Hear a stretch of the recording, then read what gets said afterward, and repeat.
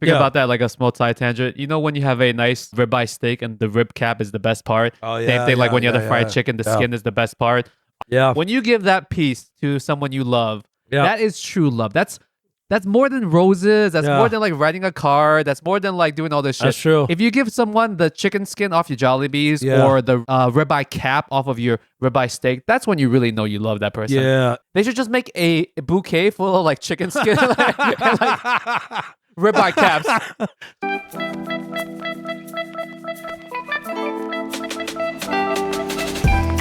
Welcome to the worst Asian podcast, where a couple Asian American millennials give you our shitty opinions on all things Asian. My name's Lingjie. This is my co-host Ben, and we both have a cough drop in our mouths. Yeah, dude. Goddamn, you sound like shit. We're fucking hurting still. Yeah, this is 2024. It's been a month. It feels like a year. It feels like I've been sick literally this entire month. I came back from my vacation. You have been. I feel like I've been sick. I have now. Actually, I worked out once this entire month because I've just been sick. You know what? Speaking of working out, I remember I went to go see a lady. Okay. Right? But while she was preparing her body, let's just say it that way, right? I felt so fat. I was in like, she's like, I need a shower. I'm like, okay. So I started doing push-ups and shit in the living room. And I was like, yo, I swear to God, there better not be a camera in here. So I'm doing the push-ups. And then like she has like a full body mirror. I was just like, you know, like in front of the mirror. Yeah, and I was like, this is as good as it gets. And that was the only time I worked out. It's been like 72 hours. My tits are still sore. I don't even call these my chest anymore. I call my chest tits now. Ben, there's only so much you can do in the 5 minutes she has to shower. Like, I don't know. I got a good pump. I did some little squats, and I was like, no. I need my legs to be fresh. Oh man, Lingjie's guys, just for the record, we're really doing this for you guys. It's been really hard for us to, you know, power through these episodes. Yeah, like I said, I haven't been able to work out this entire month. You look great though. You sound like shit. I sound like shit. You look great.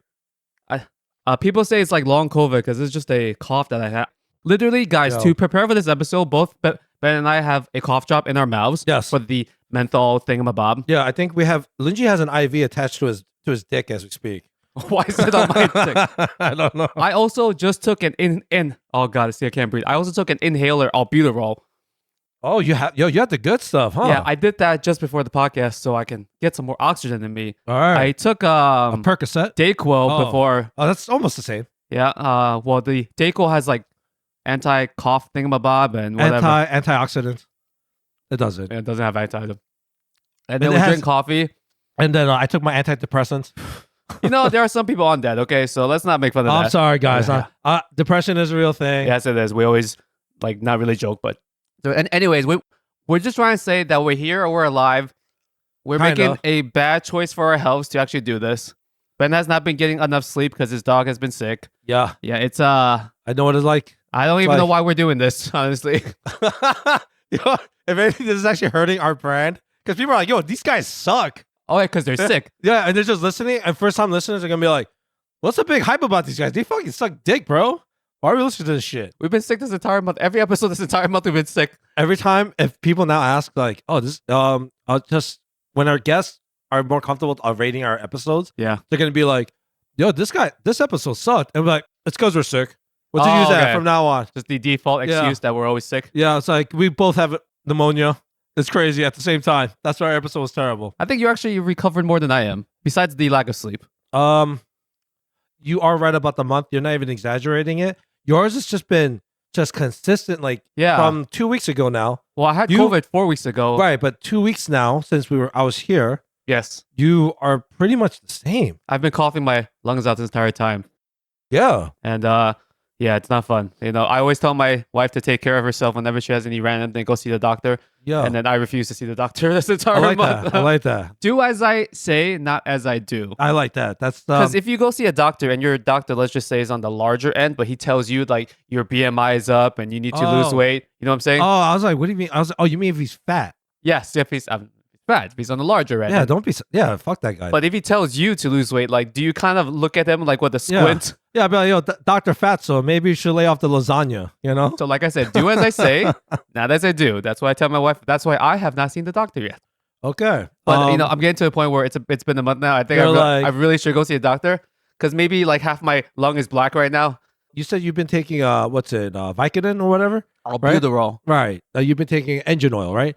After that, like maybe the doctor has something better, or like you might be misdiagnosing yourself. Or have like a virus and I need antibiotics or something. You know what I mean? Because that's not going to clear up on its own. That's one of those things. It could be like an actual infection, right? All right, guys, I'm going to see a doctor right after this episode. That's pretty much what we're trying to say. I'm going to go to like urgent care and see what they can do for my lungs or something. Well, maybe they'll get you a fresh pair. So if this episode is a tad bit shorter, that means we just ran out of lung capacity towards the end of this. Yeah. So I apologize in advance. I will try my best to stay alive for the sake of this podcast. Not for my wife, not for my family, but just stay alive. Are you drinking? Drinking helps a lot. I've been drinking a lot. I've been drinking. You know what's really weird? I should be resting and recovering. So I feel like I'm sleeping worse and I'm drinking more. So that's probably not helping with my recovery this month. Oh, okay. I was joking about the drinking. But I have been because of occasions, birthdays, seeing my family, going out, whatever. Not because of like, oh, fuck life. Oh, no. You have like a flask? Are you going to go pick up your son? You're just chugging it? Or it's in your coffee? I don't want to be okay. I'll save this story for the subscription thing because I don't want to say it publicly. Whatever. All right, okay, guys.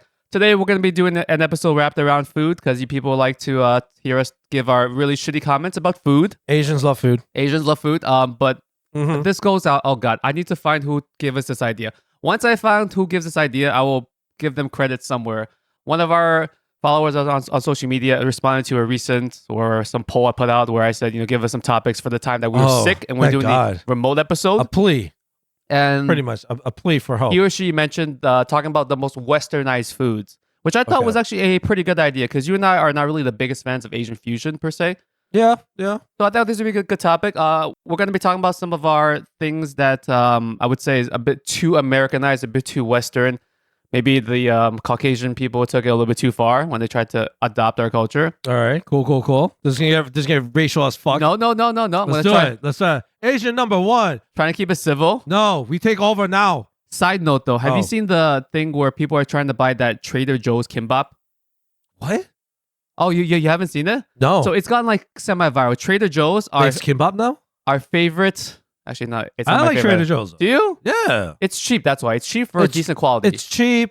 Yeah, it's cheap, and their frozen food shit is fire. But they also try to do a lot of like ethnic foods in their frozen section. Yes, they do. So there's been this recent thing. They just released a kimbap.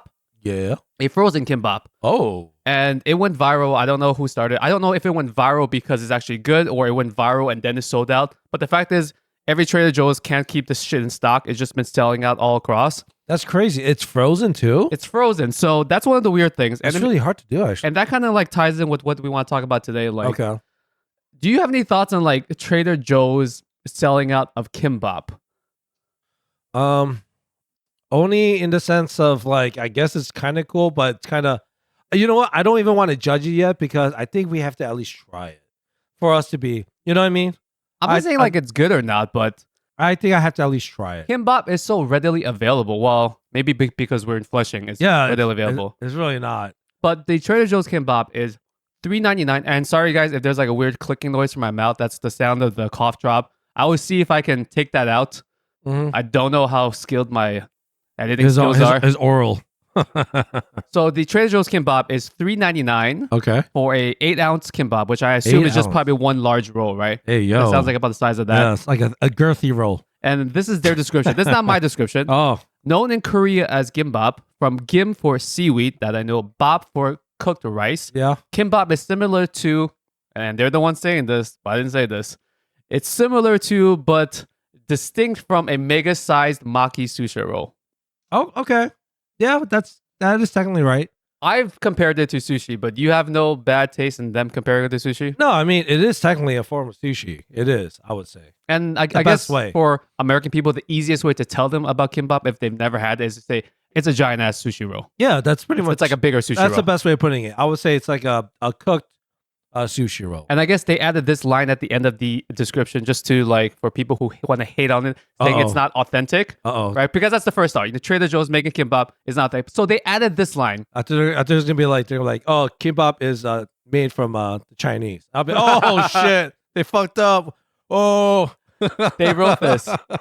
Our supplier, a kimbap expert in the Republic of Korea, Whoa. arranges damn. an assortment of Wow. sauteed greens, blah, blah, blah, blah, blah. Wow. So they specifically had to throw that line in. Our supplier, an expert Whoa. from the Republic of Korea. The Republic. That actually hit home for me. Whoa. Well, that's the fancy way of saying South Korea. Yeah. Or That's they didn't fail by just saying Korea, just like as is. yo. That person definitely is like Not trying to get. they work for like the White House. They're trying not to get canceled. Yeah, they're like, we have to be politically correct as fuck, or this is not going to sell. So That's amazing. you have no problems with them like trying to spread kimbap? Okay. Nah. My only thought was like, if you guys really want kimbap and if you have access to it, because most Korean places have a version of it. H Mart has kimbap. We live near places that specifically sell kimbap, but almost every Korean place will have a version of that. Shout out to anyone that knows, but on Northern, I live. What's it? Not close. Don't but tell people where I you live. Yeah, but there's it's on Northern. It's called Hansel. Yes. They make very, very good just Korean food in general. Hansel is almost like a Korean bodega food mart, but it's like on the smaller end. Yeah, they have almost everything. They changed up their menu. They have a really good deal. Actually, you should check it out too. So after 6 or 7, buy one get one 50% off. Oh, that's like the stuff that they need to move that day, right? Yeah, because they have so much shit. But yo, dude, at the end of the night, everything is just fuck. It's packed, and they have good food. The food is amazing there. But is it cheaper than $3.99 per roll? Because that's what I'm trying to figure. Because you can buy kimbap, and just freeze it. No, it's not the same, bro. Like, oh, it's not. You know what it is about kimbap? That's why I want to try it. It's because it's frozen. It comes frozen first. Right. That's the thing that's really fucking with my head. I'm like, damn, man, it's selling out. Either like I gotta try it to just rate it, and then I can be like, yo, fuck you, Trader Joe's. Yeah. But the reason why kimbap is so hard to have later is because the rice is a sushi rice. So there's times where you save it and try to eat it later. The rice is just so bad after. Oh, like it gets too hard. It gets way too hard. Yeah, it almost so you can't feels freeze it at its peak. That's what I'm really curious of, like how Trader Joe's is like. There's someone in the Republic of Korea that there's a scientist. This one guy, one expert guy. I'm gonna assume Korean. Just figured out the science of rice. That's the thing that's blowing my mind. So you're less intrigued by whether or not it tastes good. You're more intrigued by like how did they make the rice, like freeze the cooked rice, and then make you cook it, like rethaw it and warm it up somehow. Yeah, because I've tried it and like it is not fun. I do freeze rice though. When I have too much white rice, I freeze it. But then when I thaw it, I just cook fried rice with it. Right. So it's not that big of a deal that it's like on the harder end. And sushi rice is different because it has, vinegar. The vinegar and the mirin and all that. So it changes it. But I don't know kimbap. You could technically use regular rice. But in general, it just doesn't, the texture is just off for me. I don't know. I could be wrong. But that's why I was going to say curious. You could buy kimbap anywhere and just freeze it. But I guess if you're saying you can't freeze it, then that's the one advantage Trader Joe's has. I don't think you can freeze. That's why I'm really curious now. It's like, it sounds like a Hot Pocket. It does. It's like a Korean Hot Pocket. And so it's like, what the fuck are you guys doing over there? I mean, it's not supposed to be eaten warm. So however you reheat it, you have to reheat it to room temperature. Lightly thawed. I mean, it depends on the ingredients too. So I don't know. But Trader Joe's does make really good fucking frozen fruit snacks. Like they have really, when I used to play music and stuff, we used to just go to Trader Joe's and just. The snacks? Yeah, the snacks were great. Trader Joe's is also kind of like big on ube flavored stuff. Everything's ube, the pancake mix. I bought some for your wife, yeah. Yeah. That shit still sells out though. It does still sell, and it comes out seasonally, I think. Yeah, I was like, I know your wife like loves this. Like she's like a ube crackhead. So I was like, all right, if I give her this, it's like thanking the gods, and like doing the sacrifice. Technically it's not even Asian food per se. They just put ube on it, but it has this aura of Asian. Yeah. It's similar to how it's the first, right? It's similar to how when people want to make anything Korean, they just add kimchi to it. Yeah, bastards. There has to be like a tier, like a tier of ingredients that Western people use to make anything Asian. Yeah. On top of that tier is teriyaki sauce. Oh yeah, that's like the number one draft pick. You add teriyaki to anything, and you can just call it Asian. Yeah, that's true. Underneath that's been coming in more recently, I would say, is teriyaki pancakes. Oh, sorry. What the fuck is the teriyaki pancake? Kimchi is the next one. That's what we see more. Everything like kimchi, quesadilla. Yeah. Kimchi tacos, kimchi mayo. You put kimchi next to anything, it's kimchi ice cream. No, I'm actually trying to picture kimchi ice cream. It's gonna exist, I bet you. It probably does exist already. Oh shit, yo! Probably something sweet, and you have like little crunch bites of kimchi.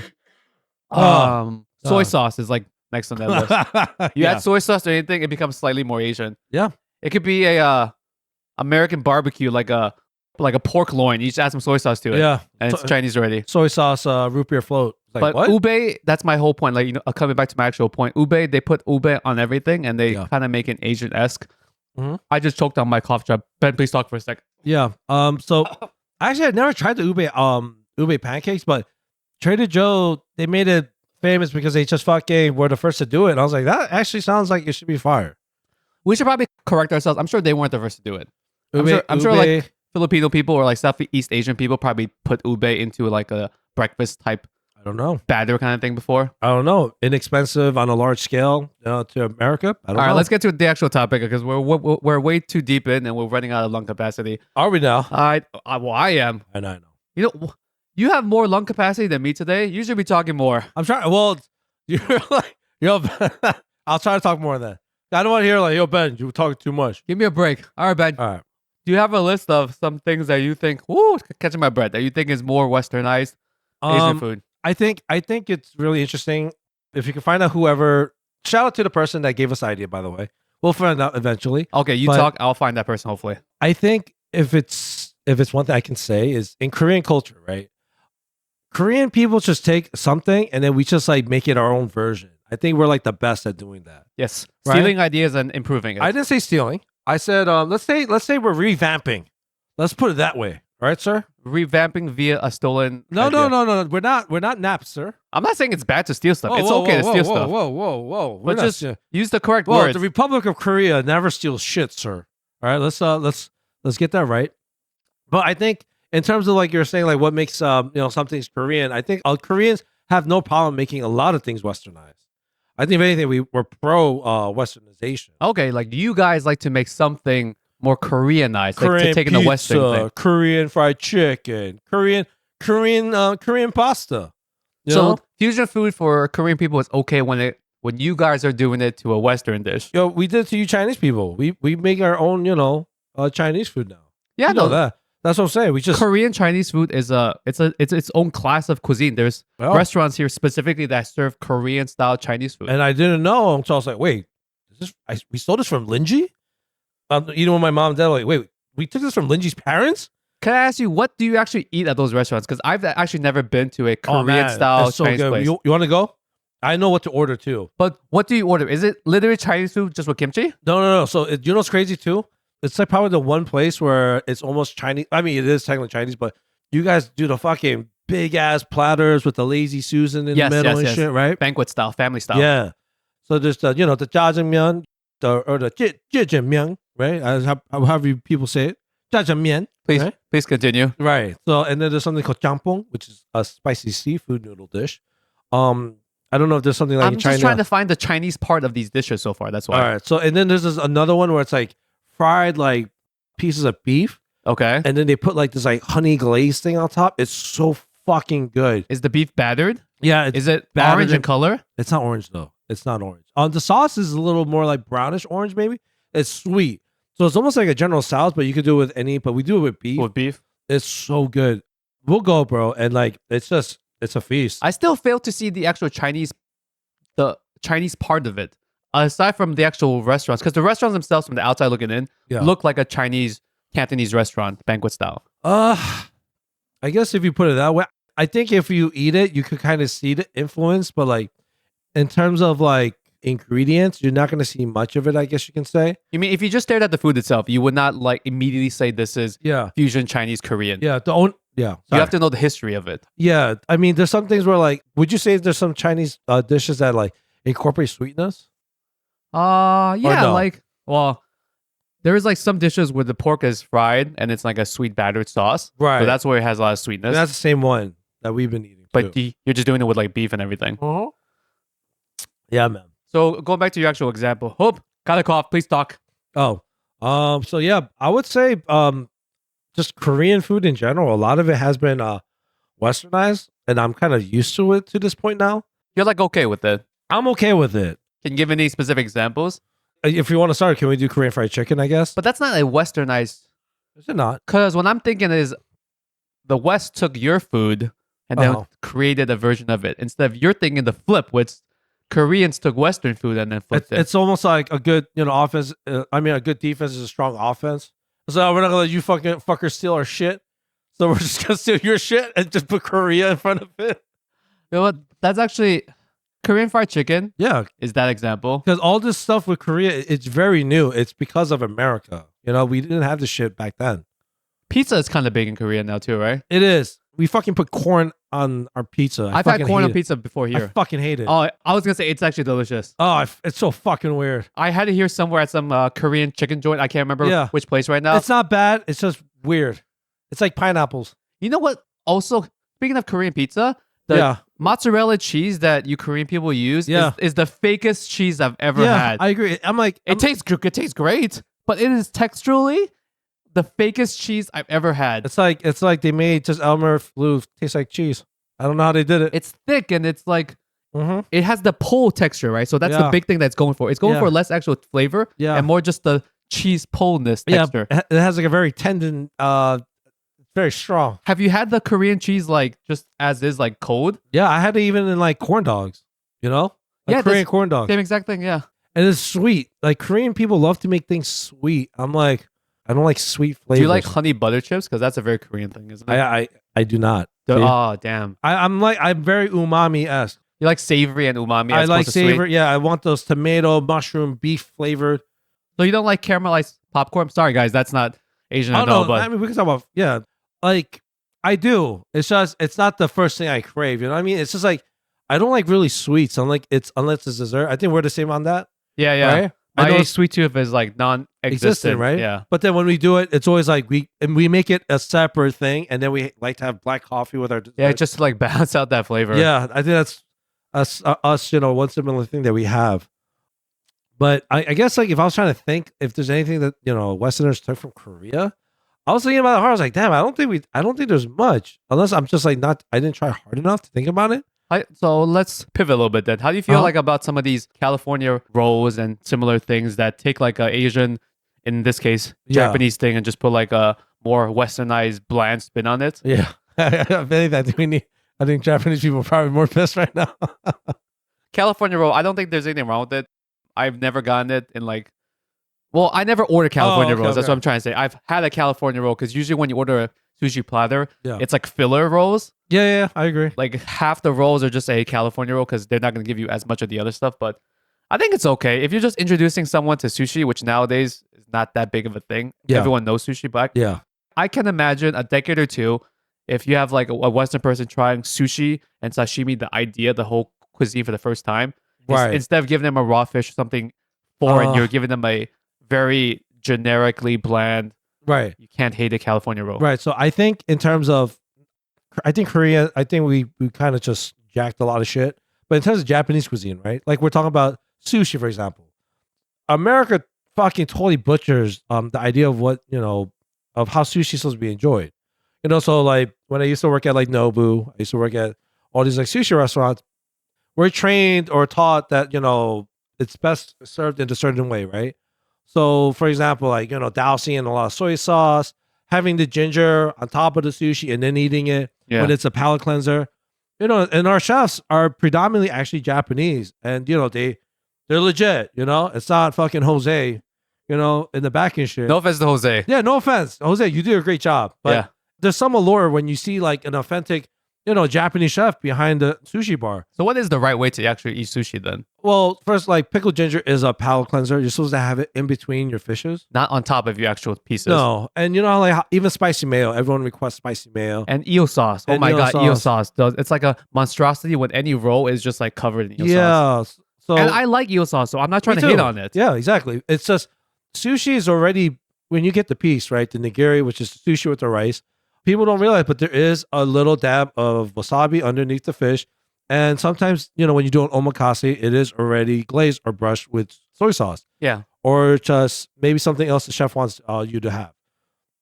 It's just supposed to enjoy it, right? But, us, we kind of bastardized it and just fucking, like dump it, the whole thing. So we just absorb it all. just to defend that point maybe a little bit. That can be the case if you're going to a nice sushi restaurant with the quality of the fish and everything is above a certain standard. Okay. But if you're going to a more generic, everyday, hole-in-the-wall sushi place, maybe the fish and the rice and the seaweed, everything isn't top tier, isn't as flavorful on its own. Okay. Are you okay? Like, in that case, I just not drench it. It's not like in a tub of soy sauce, but, it's got a little bit of wasabi in the soy sauce because you need some flavor for a plain crappy, not crappy, but lower tier sushi. So, like, for example, if we go like an all-you-can-eat, sushi buffet place, right? Most of the time we're not going to really give a flying fuck, right? There's no sushi chef in front of us. No. They're watching you like a samurai sword, like, yeah, don't fuck it up, Ben. So, just in the case, I'm talking about the people that go to these really nice, sushi restaurants. They're paying an exorbitant amount of money. It's like, it's just like saying like, go fuck yourself, chef. They eat the sushi. That's what I'm talking about. Maybe, like when people take the chopsticks and then they fucking like twirl like they're going to make a fire.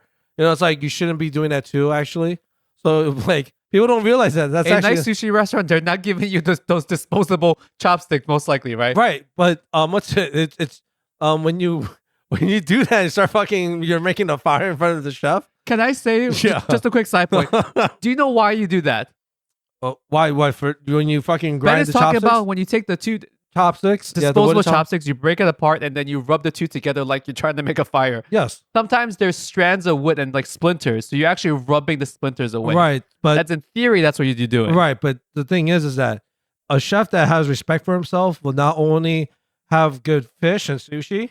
You have good chopsticks? They'll have good chopsticks. Yes. They take pride in that's their chopsticks. my point. You don't get disposable chopsticks when you go to like a $200 omakase meal. Yeah. That's not a problem that's presented there. I also feel if you go to those expensive places, they don't even give you the option of having like a little thing of soy sauce and wasabi on the side. So you don't even get to destroy your thing by drenching it in soy sauce. Right. They just take the weapon away from you. You have nothing in front of you except your plate and your chopstick. Right. But like, that's what I'm saying. It says there's some etiquette about it. And but if we're like an all-you-can-eat sushi buffet, I'm not going to give a real shit about it. If anything, all we have to worry about is making sure like we don't waste the food because then you charge your ass. Oh my God. We always get way too much food at sushi buffet. Oh, speaking of our CTO friend, did we talk about like how he saves? Yes. The hack? The hack. It's not a hack. It's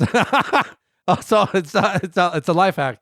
So this jackass, what he'll do, he'll take the pieces of the sushi, he'll eat the fish, and he'll take the rice and he'll just smush it under the plate, and then he'll put the plates on top, and then they don't even notice that. I think we talked about this. So I know, but I don't care. I'm gonna keep talking about it until the day we die. But that's a great life hack. He never got caught from all the good a decade. Maybe he got caught, but just the people were like, "Oh fuck, it's this guy again." He's like, "Oh, he's so rich." How do you feel about sushi burrito though? Sushi burrito.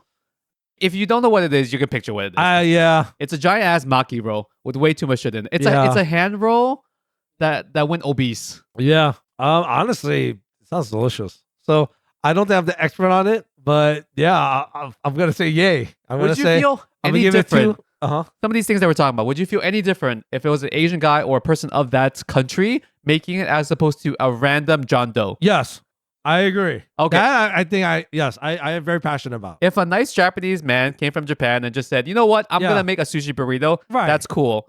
If a John Doe from Tennessee comes over and says, hey guys, I got this large sushi burrito, it gives you different feelings. Let's just be real. Yeah, I've been, oh fuck, man. Like, that's fucked up. I'm not trying to hate on John Doe. Maybe John Doe went overseas. His wife is Japanese, all this other shit. Like, you give him the benefit of the doubt, but let's just say he really is just a random dude that was like, I'm gonna make a giant ass maki roll. I guess the only good thing about this, the silver lining about this whole topic, is that hasn't been the case where like someone like patented or licensed a certain Asian thing, and it's like he's just milking our culture. Oh, like if a white guy. Yeah, and then imagine fucking like,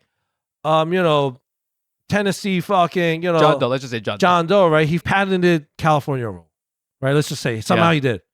I'm like, fuck, man, this guy, fuck this guy. Then it's like, oh, now it's fucking beef. Now it's like, don't eat this shit. If he sells at Trader Joe's, like, fuck that, And then I think there's a that's when it's like food patents are so stupid because someone's gonna make a version of that. Right. That's what I'm saying. What's the cronut, which is a croissant donut that's very famous at Dominique's. Dominique, Ansel Dominique. Right. So he first created here, and way back when there was a lot of hype, people used to line up. Yeah, that's true. I forgot about that. Yeah. And then I think a bunch of other places made a very similar thing, but they got sued because he had a patent on the name cronut.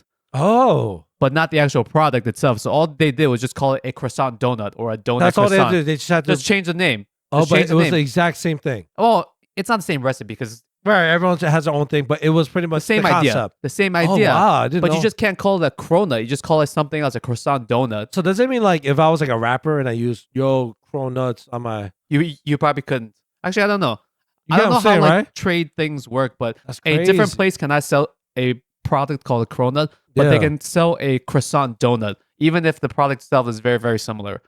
What's it? I was watching this YouTube video about this Asian couple. You know, shout out to Jollibee's, right? I think Greatest fried chicken in the world. I think so too, right? But this guy and I've done it too, but he takes the chicken skin. You know, the fried chicken skin is the best fucking part. It is the best part. Yeah. Sometimes I'll just save it for the end. But the guy took it, he wrapped the rice and dipped it in the gravy. So he kind of made like a fried chicken, you know, kind of way like a sushi piece. I'm picturing it right now. Yeah, you can picture it, right? Yeah. And he dipped in the gravy and then he fed it to his wife, right? That's real love right there. Yeah, and I was like, wow, like he gave her the best part, right? That's real love. That is literally real love. And I've done that. That's fucking delicious. Like, yeah, good for this guy. Yo, that does sound delicious. I've never done that myself, but the next time I go to Jollibee's, yeah, dude, I'm gonna do that. But I was just like, oh man, see, this is what it's all about, man. Like, we all love the same shit. All right, guys. Like, that's the great thing about food. I think it's like it makes us all less racist and it can bring us together. You know? You know what? How you show love? Speaking about that, like a small side tangent. You know when you have a nice ribeye steak and the rib cap is the best part. Oh yeah. Same thing like when you have the fried chicken, the skin is the best part.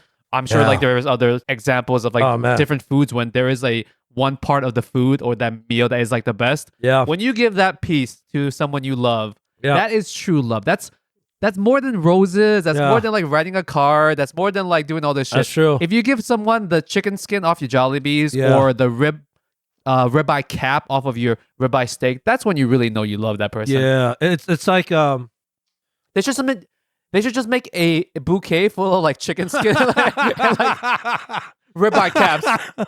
Just oh god, just put it into skewers. Oh man, wrap it in some nice paper and just make a bouquet out of that. I love how like some Japanese izakaya places they'll actually serve the chicken skin on the skewers. That is delicious. Yeah, yes. I was like, oh, thank God. I remember I was talking with my friend. I was like, when we were in high school, I think we're like, let's make a business where we just like sell chicken skin. And then we're like, what do we do with the like, oh yeah, that's true. We should use that. But we're like, let's just use the chicken skin. That's all we should use. This reminds me of this is how much I love Seinfeld, guys. If you watch Seinfeld, you're gonna get this reference. There was an episode. Holy Ben, you're very sweaty. Yeah, I know.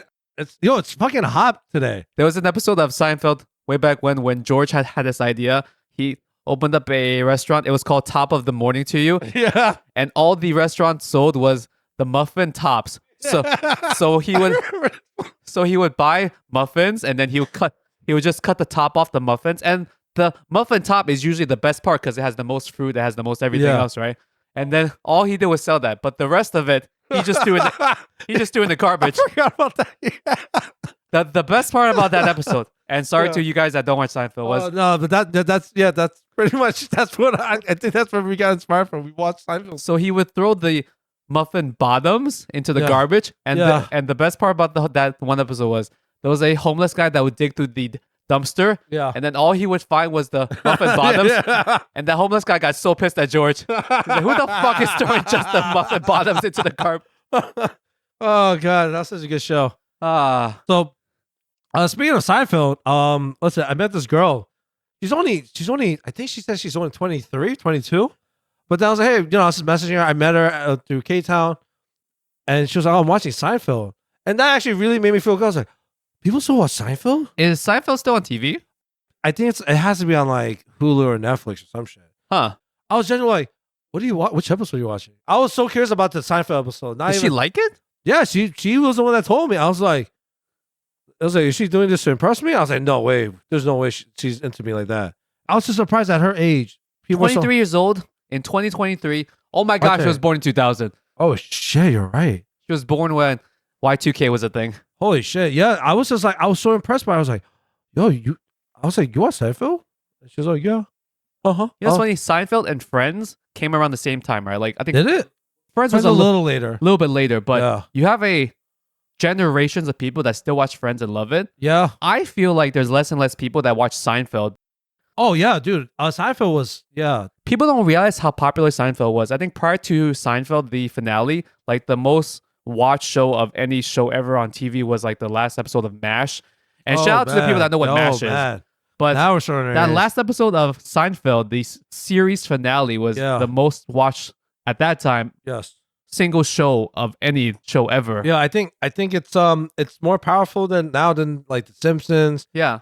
Like, at its peak, it was premiere TV. Even though when you watch it now in 2023, you're like, how did people like this back then? There was so many good shows. We had Cheers, we had Frasier. Frasier, you know, same person. Will and Grace. Will and Grace. Oh shit. Yeah, you know, there was like you know what I mean. There was all these sitcoms. Like if you think about like that was a lot of good writing. Seinfeld was just like killing it. There was Friends. How I Met Your Mother was kind of like the most modern-ish sitcom that was still. People can't come at me, but I still have not watched the last season of How I Met Your Mother. But you're not missing out. It's been spoiled for me. Like yeah, you're not missing out. Just also side tangent. I'm really trying hard to like do this episode with Lingjie right now, but I keep looking. Lingjie didn't say, but there's a huge wad of cash that's right in my POV. I was just looking at it, and I'm looking at the hue of the bills. I'm like, oh, those are large bills still. And then she's like, oh shit, I forgot to put that away. Huh? Look at that. Oh, it's a good thing guys don't know where I live then. Yeah, I was just looking at it. It's at least like 4 inches thick, and the bills. And you guys know what the color bills are now. You know the 10s are like the yellowish orange. Those are $20 bills. Okay, so no, you're lying sack of shit. There's like 150 on top, and I'm looking at the 50, and this guy saying there's only 150. Stop looking for money in my house. I'm not. It's right in front of me, technically. Okay. This topic is going all over the place, so I don't even know what I'm called this. I have a quick note. You know that fortune cookies, the most like quote unquote Chinese thing ever. Ding, ding, ding, ding, ding, ding, ding. Oh my god, you did the thing. Fucking did the thing. You fucking did the noise. I'm glad you're coughing your lungs up on that. Yes. Fun fact. I knew this. You knew this, but I'm sure there's some people that don't know this. Fortune cookies are not from China. They're not even from Asia. They're from Cali, right? They're from California. Yes. So let's see. Try and catch my breath. Fortune cookies were invented in California. Yep. They have a slight Japanese influence. They're based off a Japanese rice cookie called a omikuji senbei, which is a small Japanese cookie that has a fortune inside of it. But it's not Asian whatsoever. The worst part is that like the writing in those fortune cookies is so lazy. What do you mean, the fortunes? Yeah, it's like be one with 2 eyes, not one. What? You know,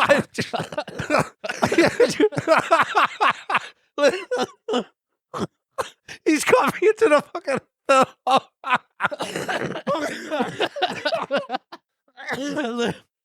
Leave this in the pot. Don't fucking edit this shit out. Leave this shit in. We're leaving this shit in so people know. Oh my god, that's 4K 4K flat right there. Oh, don't edit this shit. We're keeping all this shit in. Oh fuck. Oh god, that was good. That was good, man. My phlegm is like bright yellow. Is that a good thing? Oh yeah, dude. Sure, fuck. But yeah, that's what the fucking fortune cookie would say. You know, it's just like, who the fuck makes this shit up? You know? And they'll be like, lucky numbers, 1, 1, like 4 and 12. It's like, it's John Doe from Tennessee again. Yeah, it's fucking John Doe. Yeah, it's like, fuck, man. Like, okay. So yeah, fortune cookies. I'm good. And they don't even taste good.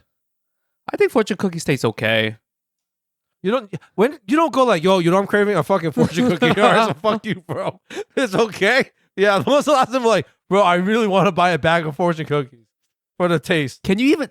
Holy shit! I just realized What? I've never seen a bag of fortune cookies like for sale. I'm not for sale, but I've seen them. You see them in the restaurant atmosphere. But I'm saying you and I, as a regular person, actually me, because you work in the restaurant, but I cannot go anywhere to any restaurant. I mean, to any supermarket and buy a bag of fortune cookies. I just realized. Oh yeah, see, that's how you know it's. If you go to H Mart, you go to and it's not there. Or what's the CW? That's like the Chinese, like right. 99 Ranch for people on the West Coast. Oh, I didn't. There you go. Like you don't see that shit.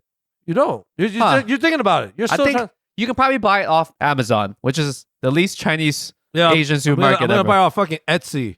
That's where I'm gonna buy that shit off. But what's it? I will admit, when I used to work at Tao, they have a fortune cookie dessert. It's a huge fortune cookie with I forgot, but it's like I forget the ice cream, but it's like chocolate dip too. Is it custom made? Like it's custom baked fortune cookie? It's literally a humongous looking fortune cookie. And bro, I'm not gonna lie, it's one of the best fucking desserts ever I've had. Does that cookie itself taste better than the regular standard? I'm not gonna lie, it does, yeah. I'm like, see, if they did it like this. Yeah, but a fortune cookie is like a throwaway dessert thing. Because when you go to a regular Chinese restaurant and you finish your meal, they always give you some kind of free quote unquote dessert thing, right? Yeah. It's either like sliced fruit, which is great, or if they have like a sweet soup, fruit. like a hot sweet soup, either red bean soup or some other soup, they usually give you that for free at the end of your meal as like a complimentary dessert thing. Yes. So I guess fast food Chinese places give you the fortune cookie in lieu of giving you like an actual complimentary. You know what? I was gonna ask you about this, but like Tao is kind of like, what's Tao?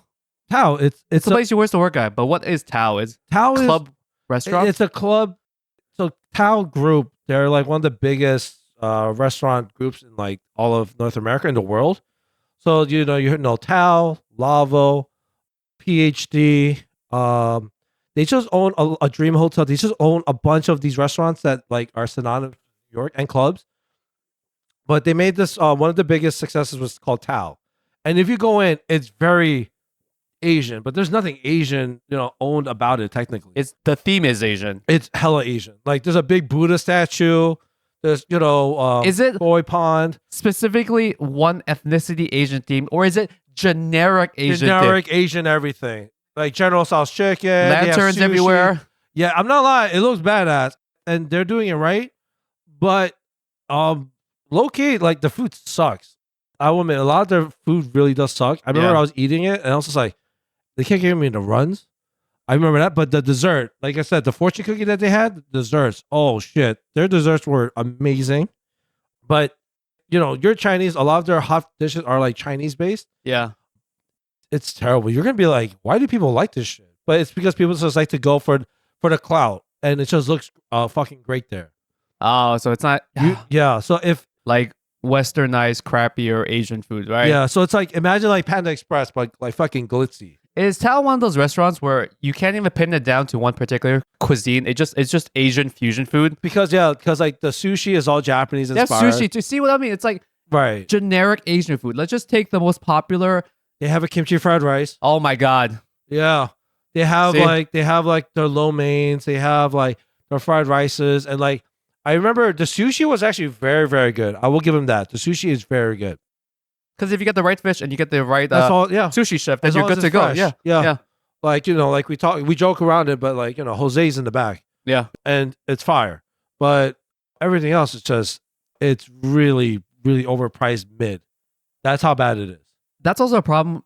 Last generation, there was a lot of like Asian people who opened up restaurants and they'll serve Chinese food, but they also have kimchi fried rice and then pad thai and like a banh mi and stuff. It was every cuisine in that restaurant, and I couldn't get it because they were trying to serve to like a wide audience of people. Yeah. But I feel like our generation, restaurateurs or this new generation of people get the luxury of opening up a restaurant that's more specific. Yes. That can more be like niche, more like narrowed down to I'm gonna just do like I don't know buns, or I'm just gonna do like one particular thing. Or I'm just gonna do Hainanese chicken. Yes, or I'm just gonna do pad thai only. Yes, you're absolutely right. There's specialized niche dishes that they're masters at. You and I shit on those people that are like making those super generic ones, but that created a foundation that now people know generally all this stuff. So these kids can open up specific niche restaurants. Put it this way, man. I remember there were times where like late at night we'll go eat at it was a place called Sunway. Remember around the corner? Yes. Sunway Cafe. Yes. But this is for like the old heads in Flushing. But Sunway was this it's on restaurant. Prince Street. Yes, you go in. But the thing is that they not only do they have dim sum at like whatever time you want to order it. Like they 3 a.m. They have like beef noodle soup. They have roast duck.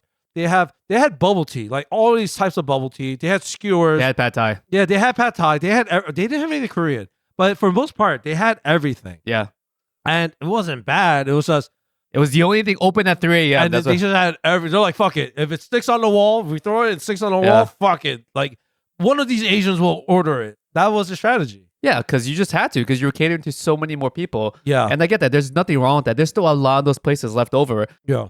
And they do really well because they've like adjusted their menu as people's tastes have like adjusted as well. Yeah. But I'm trying to say, like, all these restaurants, you would never see a generic, well, maybe like here in New York, but I'm sure some other smaller towns you might still see new restaurants open up that are generic Asian food. Yeah. And like a mishmash of everything. But most of the stuff that's opening up is very like narrowed down to like one particular thing, which I think is good.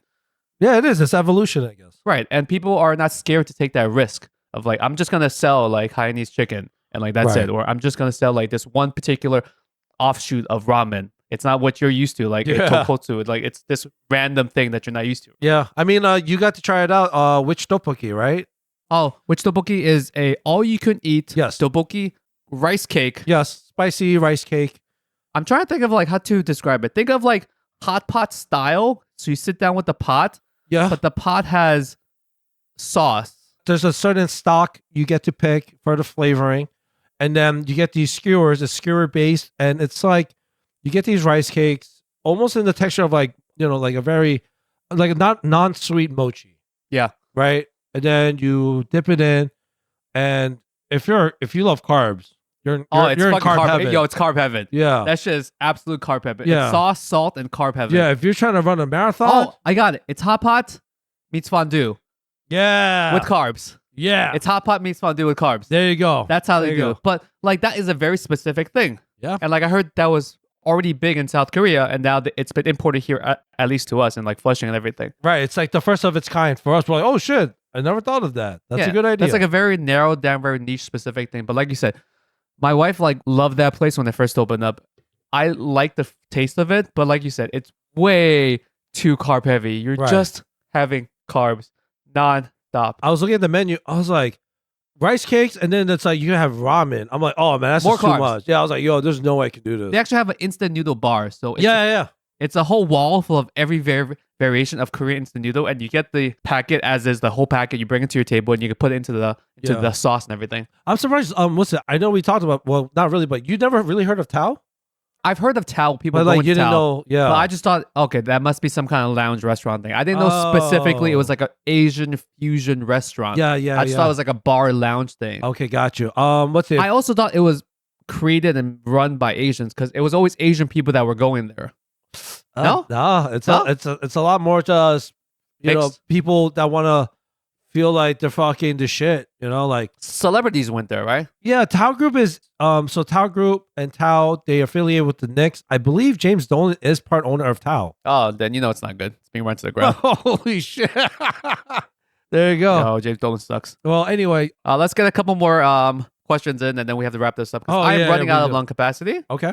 Where is this? Where the fuck is this actual notes for this episode? Sorry guys if this is all over the place. Like I said, I think so far it's been we're going on 1 month of sick. Let's just talk about this very quickly. Pros and cons of Asian food being westernized. Yes. Cons, we've shitted on this entire episode. Yeah. But the pros is introductory stuff to a different culture is always good. Yeah. If it's racially, I guess, appropriate. If it's done the right way. Yeah. If it's done the right way, done with the right people, by the right people, and done with good intentions. Yeah. I think it's the right way. Exactly. Like, you're not going to give someone that's never had Filipino food balut for the first time. Oh, man, that's, yeah. A balut is the half-developed... It's chicken or duck? It's chicken. It's chicken? Like half-developed duck fetus inside an egg, and it's cooked. I like you say duck right after. I said chicken. Oh, sorry. I'm like, go fuck yourself, man. It's duck now. Yo, it could be duck. Maybe there's... I mean, it could be. Who knows? I think it's almost a dead bird. That's in its egg still. That's the best way of putting it. That's something that's more adventurous to a person that's never had it before. Yeah. I've had it before, and it's hard for me to eat. Oh, yeah. And I'm used to like eating different stuff, but I'm saying that's not something you introduce them to. But you would introduce them to, I'm trying to think of something that's Filipino, that's not Jollibee's, that's very easy for a white person to eat. Oh, like, what's it? You could do pancit, sinigang, but that might be sinigang, yes, sinigang. Okay. Or crispy pata, yes, the crispy pork feet. Like that stuff is already Western type ingredients, and the flavoring and the texture and everything is not anything strange. It's good. That's more of like introductory stuff. Yeah, lumpia, the spring roll, with the pork. Yo, lumpias are just spring rolls. Spring rolls are just lumpias. What's a Korean version of a spring roll? We don't have one. You guys don't have that, right? We have kimbap.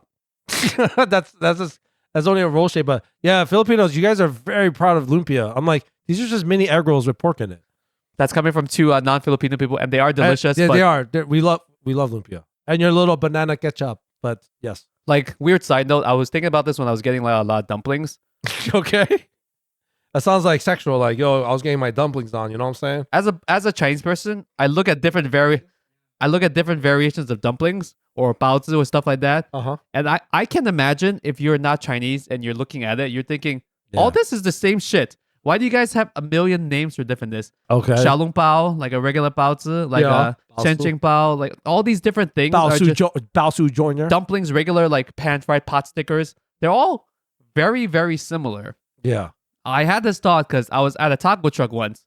And I was looking at a taco truck. And okay. I was looking at the different variations of a taco, and I thought to myself, and I love Mexican food, by the way. Yeah. I looked at it, I was like, this is all the same shit in different shapes. Yeah, right? I was thinking that too. Like the tortas, the sandwich, quesadilla, like the regular tacos. I'm like, technically, it's the same thing, just different style. This has to be how people look at like Chinese dumplings and think, guys, this is the same shit in different forms. Maybe it's like thinner skin. Maybe one version is steamed, one version is pan-fried, one version is deep-fried. Deep-fried, yeah. This is all the same shit. Like tacos and like dumplings have a very similar thing where if you really like trickle it down, you branch off, it's the exact same shit. Yeah. On to our favorite part of the whole podcast, ranting and raving. Guys, whoa. You got 50 minutes in, trying to catch my breath. All right. We're doing good. Yeah, you're damn. You have to take another shot of a whiskey. What is ranting and raving, Ben? So this is our favorite part of the episode where, me and Lingjie will take turns. Either we'll do a rant or a rave about something in our life. Lingjie is right now, he is in an iron lung. I think his lungs are punctured. So I will go first because I'm surprised you know what an iron lung is, Ben. Iron lung is a terrible contraption for people back then when they treats polio. Yes. It helps you breathe. I think there's one person still using it. He's still alive on it. He's been on it for his entire life. Yeah, it is. It's crazy. He looks like it's his head inside like a large car exhaust. He looks like he's Iron Man, not Iron Man. He looks like he looks like he's Captain America in the chamber waiting to become Captain America. Yeah, except this does the opposite for Steve Rogers. Ranting and raving. This is where we complain or we bitch or we say something nice. Ben, what do you have to complain or bitch or say something nice? It's crazy about how the world is changing. I think maybe for the worst right now. It's appearing global warming. Well, global warming. No, global warming's fake. It's not real, guys. It's what the Republicans want you to believe. When I'm not gonna go in there. Anyway, that's a joke. Yeah, it's a joke, guys. Go vote. Go vote. All right. Trump for 2049. Anyway, I'm going to Target, right? And you know how some places, they have these like plexiglass things now that you have to like, so they'll do it for like certain like drugs, right? Oh yes. Dude. Pokemon cards, trading cards. Pokemon cards, Plan B cards. Yes. Razors, condoms. Were you picking up Plan B? No, I was not. Okay, anyway, please go. I'm just trying but I noticed I had to go buy some stuff, and there was a section for like the energy drinks. They started locking up Red Bull and Monster.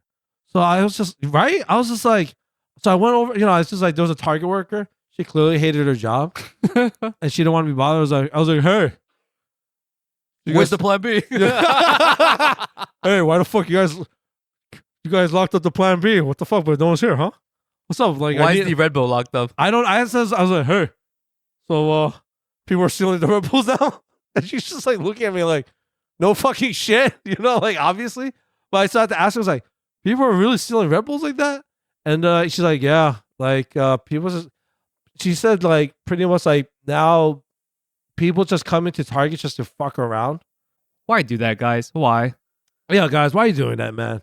You guys specifically that's listening, why are you guys doing that? Our listeners are not that type of people, so like they're gonna listen to us like, damn, that's what's going on. Like, damn. I'm sure. And how dare Lingjie and Ben accuse us? I'm sure among all the listeners, there's one of you that does this. Yeah, you jackass. Because of you, I have to wait for a fucking clerk. What were you trying to get? I needed lemon juice and lime juice. Why was that hidden behind a plexiglass lock? I don't know, but it was It was specifically, I realized I was looking at those Red Bulls and Monsters. These are only energy drinks. Are people like getting high off this? Are they like sloshing this in their eyeball? I don't know, but and she was like, yeah, people are stealing the Red Bulls. I was like, damn, this is kind of sad. If you guys let us know why they're stealing that stuff, maybe there's a weird like TikTok craze, or maybe there's a weird way you can make that into a drug. I don't fucking know. If you guys know, please let us know. Are you guys like injecting it through your anus or something? I don't know. Is that the new trend? But yeah, it's just something I observed. So I guess it's not really a ranting or rave. It's more like an observation. I have a rave this week. Everyone knows. Longtime listeners of the podcast know that. Woo, I'm going. Here we go. Longtime listeners of the podcast know that the unofficial third member of this podcast is my beautiful 2009 Toyota RAV4. Yes. Okay, I got a little lost there. After you say your wife, I was like, okay, but yes. Why? That's the unofficial third member. But people don't also know that there is another unofficial fourth member, my beautiful 2009 Subaru Impreza. That is true. We don't share enough about it. I not only have one old shitty car, I have two old shitty cars. That's right. So I actually had to say goodbye to my second old shitty car, the impressive Impreza. We had to get rid of it because it ran out of batteries. Wait, that was the reason why? I thought it was a RAV. I thought it was a RAV. If you guys didn't know this, if your car battery dies, you have to just get rid of the whole car. I don't think that's true. There's no way to salvage your car. Your car gets a salvage title when the battery runs out. I think this is just Lingjie flexing again. You know, he's like, I'm not flexing my 14-year-old car, Ben. He's like, oh shit, I need this car needs an oil change. Fuck that. I'm getting a new fucking car. Oil change my ass. So we have to get rid of the second car because we barely drive it. It's technically my wife's car, but I could have bought it. Well, it's too late because it's already been sold, Ben. God damn it! I could have bought that shit. It's already. You can barely fit in that car. My wife could barely fit in that car. It's tiny. Yo, it's like a clown car. Fuck the people in the back. So we had to sell it because it kept having issues. And then when we sold it, we realized, because I was looking at the title, and the title has the odometer reading from way back when. I think it was like 9 years ago when we got the car. Okay.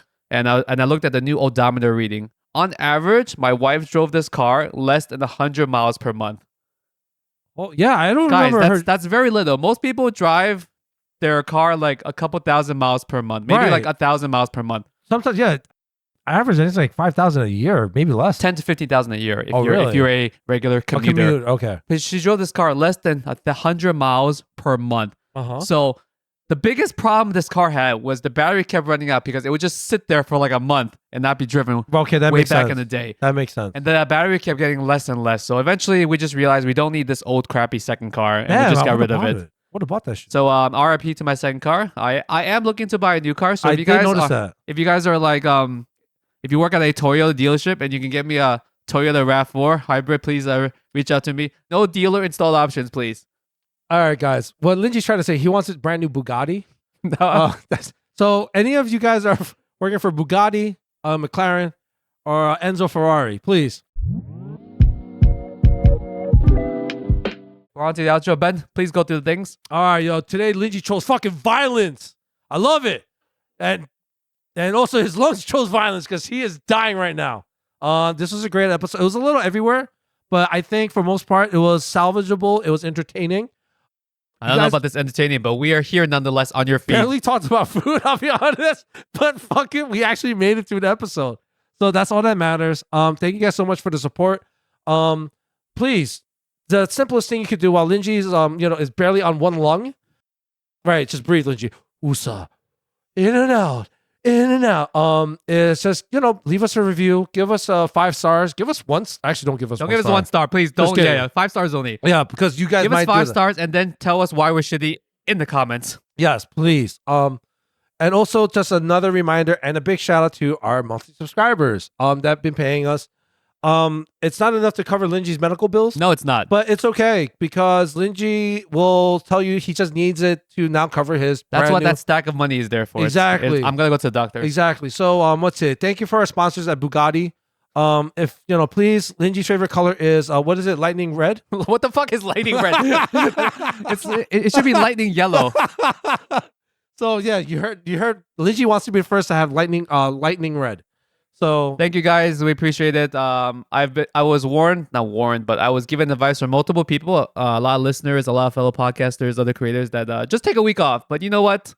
Fuck everyone's advice. Yeah, and also you've been trying to take as much time off, but it's just this shit is real, bro. Yeah, it's What's real? My disease or us being here this week? I mean technically both. Oh, there we go. So we're gonna try to. I think Lingjie's gonna take his money, the wad of cash, and just rub it on his body and hope that it makes him feel better. But I've held back from laughing most of this episode. Whenever you said something funny, it was a funny thing. I held back from laughing. And the one time I laughed, I think I coughed out all that phlegm just before. I think The, like neon lightning yellow phlegm. I think when Lingjie was Fleming, the brightness was of kryptonite. Oh fuck! I forgot. I have an Asian dad joke. No, I was gonna remind you. Okay. I was gonna remind Here we you. go, Ben. I don't know. Distract them for 2 seconds while I get my Asian dad joke. What did NSYNC say when they dropped their Korean food on the floor? What did they say? Dirty pop. That's it. He's just reminding me of that joke. That's why. What Yeah. happens, Ben? Yes. What happens when a lot of Asian people fall down the stairs all together? I don't know, dude. Too many Wongs on many levels. All right, that's good. That's pretty racist. I love it. Oh man. I can't even laugh at my own I joke. was gonna say, can you say it again? But maybe not. All right, guys. We'll catch you next week. Sorry, this one's a little bit over the place, like Ben said. It's a little bit shorter, but we appreciate your Yes. eardrums. Yes. There you I go. will try to get healthy. That's right. I'm gonna give Lingjie some Plan B as we speak right now. Bye.